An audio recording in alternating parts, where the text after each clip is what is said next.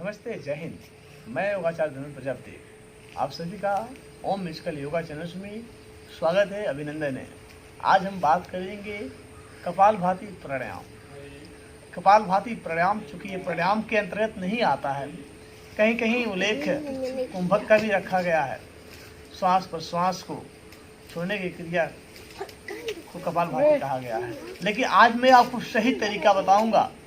यदि आप किसी पार्क में बैठ करके बिना गुरु के ज्ञान लिए हुए, बिना योग प्रशिक्षक के सानिध्य में रह करके आप कपालभाति प्राणायाम करते हैं, तो मैं निश्चित रूप से कहता हूँ आप 99% कपालभाति प्राणायाम गलत करते हैं।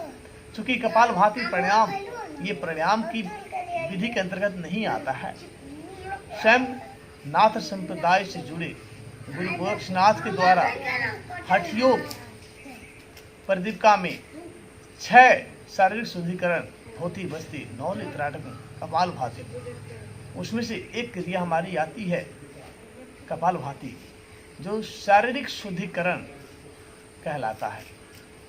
कपालभाति का अर्थ मैं आपको बताना चाहूँगा, उससे पहले हमारे साथ अंत तक आज बने रहिए। और आप अकेले कपालभाति करते हैं तो मैं आज आपको बताने जा रहा हूँ कपालभाति करने का सही तरीका क्या है, कितनी देर तक हमें कपालभाति प्राणायाम करनी चाहिए।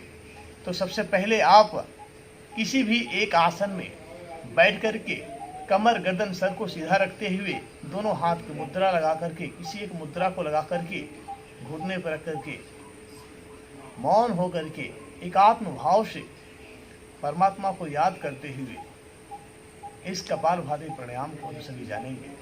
कपालभाति का अर्थ होता है कपाल, आपका मस्तक, ये जो माथा दिख रहा है ये कपाल हमारा है। और भाति भाति भाति से चमक उत्पन्न होता है।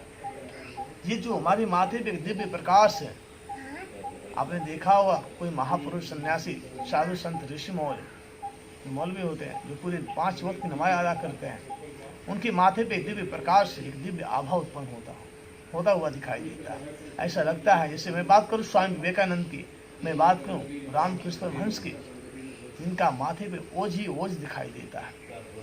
आप किसी भी चित्र में देखिए या रियल रूप से देखिए, या माननीय श्री नरेंद्र मोदी जी को देख लीजिए, उनके माथे पे दिव्य प्रकाश की अनुभूति होती है। चेहरा खिला खिला हुआ, किसी तरह का कोई तनाव घबराहट बेचैनी नहीं।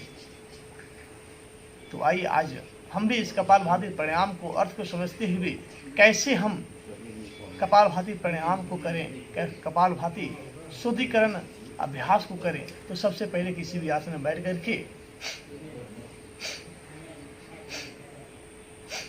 पहले तुम्हें इसकी कमियों को बताऊंगा कि आप कैसे करते हैं। कुछ लोग पार्कों में बैठ करके, एकांत अवस्था में बैठ करके, नदी तालाब किनारे बैठ करके, कहीं शांति वातावरण में बैठ करके आप सबसे पहले जो अभ्यास करते हैं, मैं उस गलत अभ्यास के बारे में बताऊंगा कि गलत अभ्यास आप कैसे करते हैं। यदि आप ऐसे करते होंगे तो आज से करना बंद करिए, क्योंकि ये अभ्यास आपको लाभ नहीं देगा, आपको हानि पहुंचाएगा।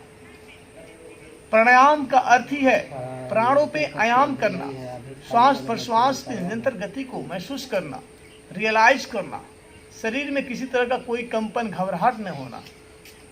ये नहीं कि हम प्राणायाम कर रहे हैं और पूरे शरीर को अप डाउन कर रहे हैं, आगे पीछे कर रहे हैं, आंखें बार बार झुका रहे हैं, पलकें झुका रहे हैं, ये हमारा अभ्यास बिल्कुल गलत होगा। कपालभाति प्राणायाम जो,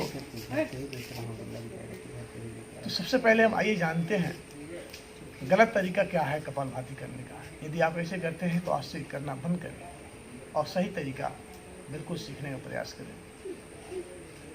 कुछ लोग पार्कों में बैठ करके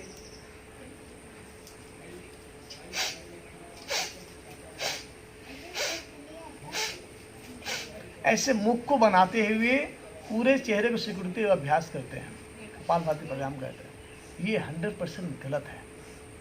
कुछ लोग मुख से श्वास छोड़ते हैं,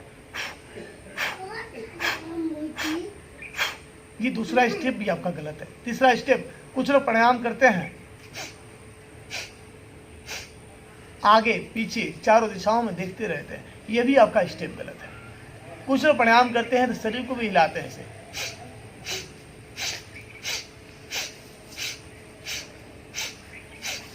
ये भी आपका चौथा स्टेप भी आपका गलत है। ये 4 से 5 स्टेप जो चेहरे का हाव भाव को बिगाड़ देता है, चेहरे पे तनाव उत्पन्न कर देता है, घबराहट उत्पन्न कर देता है।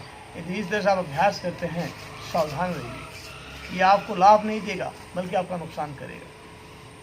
हम जो अभ्यास करते हैं चेहरे की सुंदरता के लिए, और कपालभाति का अर्थ है कि अपने माथे पे दिव्य प्रकाश, तेज ओज उत्पन्न करना। तो वही सही तरीका आज मैं आपको बताने जा रहा हूँ। बिल्कुल शांत से बैठ करके इस वीडियो को अंत तक देखें और सब तक शेयर करने का प्रयास करें, ताकि आपके साथ वो लोग भी सही तरीका से कर सकें। 3 स्टेप मैं आपको बताऊंगा कपालभाति। एक तो 2 भाग में करके मैं आपको बताऊंगा कैसे हम मध्यम गति से, सूक्ष्म गति से और हाई गति से कर सकते हैं। तीव्र गति से, मध्यम गति से और सूक्ष्म गति से अभ्यास कर सकते हैं। तो आप निरंतर पहले बिल्कुल शांत हो करके मन को एकात्म भाव से, मनवारी कर्म को, अपने इंद्रियों को संयमित करते हुए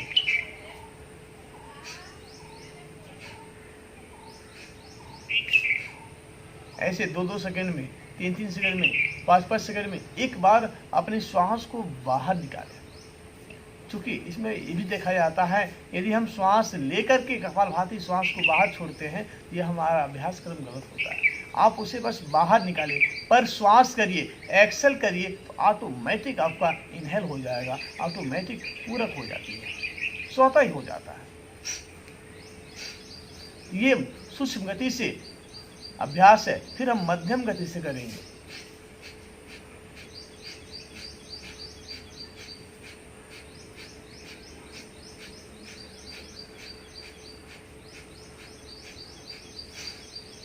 ये आपका मध्यम गति से, और तीव्र गति से आप करना चाहते हैं तो ये तीव्र गति से करते हैं। इससे पहले मैं आपको बता दूं, जो सन्यासी है, जो शांत वातावरण में रहना चाहता है, जो किसी तरह का रोगों से पीड़ित नहीं है, वो सूक्ष्म गति से करे तो उसके लिए बेहद ही लाभ मिलेगा, बेहद से भी बेहद लाभ उसको मिलेगा। जिनको कोई रोग है, कोई समस्या है, वो मध्यम गति से कर सकते हैं। जो खासकर 35 वर्ष से अधिक की अवस्था में हमारी हो जाती है, यदि आप निरोग नहीं हैं, रोगी हैं, आप मध्यम गति से करें। यदि पूरी तरह से आप निरोगी जीवन है, आपका जीवन निरोगमय है, शांतमय है, शिथिलमय है, तो आप तीव्र गति से अभ्यास करेंगे तो बेहतर से बेहतर आपको लाभ मिलेगा। आपका हृदय से लेकर के, हार्ट से लेकर के, फिर लंग से लेकर के पूरा स्टोमच का भाग, पूरे ऑर्गन्स आपके मजबूत हो जाएंगे। तो आइए तीव्र गति से 1 मिनट में 100 बार, 200 बार तक अभ्यास हो जाता है। जैसे पर सेकंड में एक श्वास को छोड़ते हैं तो 60 सेकंड में, यानी 1 मिनट में 60 बार अभ्यास करते हैं। तो आइए प्रयास करेंगे 100 बार निरंतर करने का।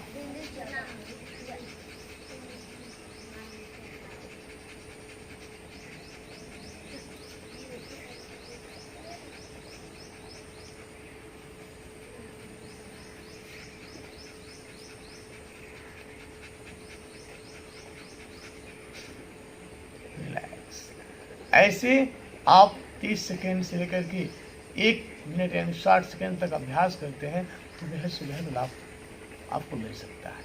ये 3 स्टेप मैंने बताया। ऐसे ही चंद्र नाड़ी से आप करना चाहें तो जब चंद्र नाड़ी से करेंगे, दाएं भाग का, दायां मस्तिष्क जो आपका है, ये एकाग्र होने लगता है। और जब यही सूर्य नाड़ी से कर देंगे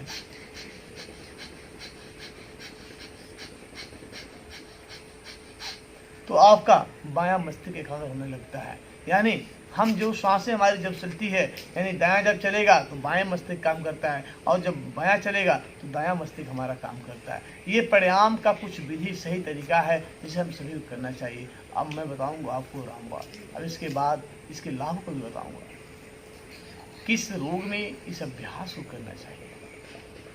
कपालभाति एक ऐसा प्राणायाम है, एक ऐसी कला है, एक ऐसी टेक्निक है, एक ऐसी विज्ञान पद्धति है जिसे करने से कैंसर जैसे रोगी भी ठीक हो सकता है।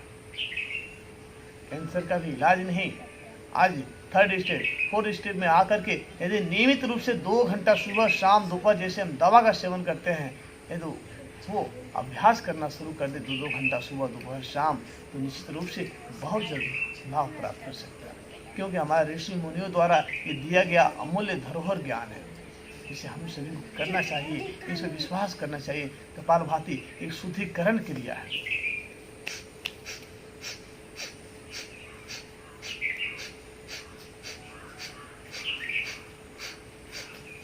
कुछ लोग इस प्राणायाम को करते हैं लेकिन बार बार पेट को अप डाउन करते हैं, कुछ लोग जानबूझ कर करते हैं, ये भी आपका स्टेप गलत हो जाता है। जब आप श्वास ऑटोमेटिक बाहर छोड़ेंगे स्वतः ही पेट आपका अंदर जाएगा। इस तरह से जब अभ्यास करेंगे ये अभ्यास का क्रम आपका सही होगा। फिर आइए अब इसके मैं लाभ के बारे में बात करूंगा। कपालभाति प्राणायाम करने से आपका श्वसन तंत्र जो है, श्वसन प्रणाली जो है, ये आपका शुद्ध होने लगता है, आपका हृदय सबल होने लगता है, लंग्स आपका मजबूत होने लगता है। साथ ही ये वात, पित्त, कफ तीनों दोषों में काम करता है और सबसे ज्यादा काम करता है तो पित्त के दोषों में, यानी पेट संबंधी भाग, हमारे हृदय से लेकर के नाभि से उदर के भाग के बीच में जो भी हमारे ऑर्गन्स है, इन सब के लिए बहुत ही जबरदस्त ये कपालभाति प्राणायाम काम करता है। यदि आप नियमित रूप से आप इसका अभ्यास कर जारी रखते हैं, किसी तरह का आंतों में सूजन हो जाता, लीवर में सूजन हो जाता हो, गांठें हो जाती हो, पत्थरी हो जाती हो, इस अभ्यास को करने से हम उसमें लाभ पा सकते हैं। साथ ही गैस, कब्ज, एसिडिटी में भी राहत दिलाता है। यानी पेट संबंधी जो भी समस्याएं आपको है उसमें मैं निश्चित रूप से कहूँगा, जिनको पीसीओडी की समस्या है, मासिक धर्म की समस्या, दर्द की समस्या होती है, उसमें भी आप कपालभाति करें तो बेहतर लाभ पा सकते हैं। मन मस्तिष्क शांत नहीं होता है, उसमें भी अभ्यास कर कपालभाति का बेहतर लाभ पा सकते हैं। अब मैं आपको बताऊंगा जाते जाते कि रामबाण तरीका क्या है। यदि आप जितनी बार श्वास छोड़ रहे हैं, इन श्वासों में ओम का, गायत्री मंत्र का, महामृत्युंजय मंत्र का जाप करते हैं, तो आप 1 मिनट में 60 बार ओम का जाप करेंगे, 5 मिनट में 300 बार, और यदि आप 15 मिनट करते हैं तो 900 बार आपका जाप हो जाएगा, जो कि किसी भी पूजा पाठ से कम नहीं है। तो आज इस वीडियो में इतना ही। मिलेंगे आप सभी से अगले वीडियो में। और अभी तक आपने चैनल को सब्सक्राइब नहीं किया है तो सब्सक्राइब करें और बेल आइकन घंटी अवश्य दबाएं ताकि सबसे पहले मेरा वीडियो आप तक पहुंच सके। जय हिंद, जय भारत।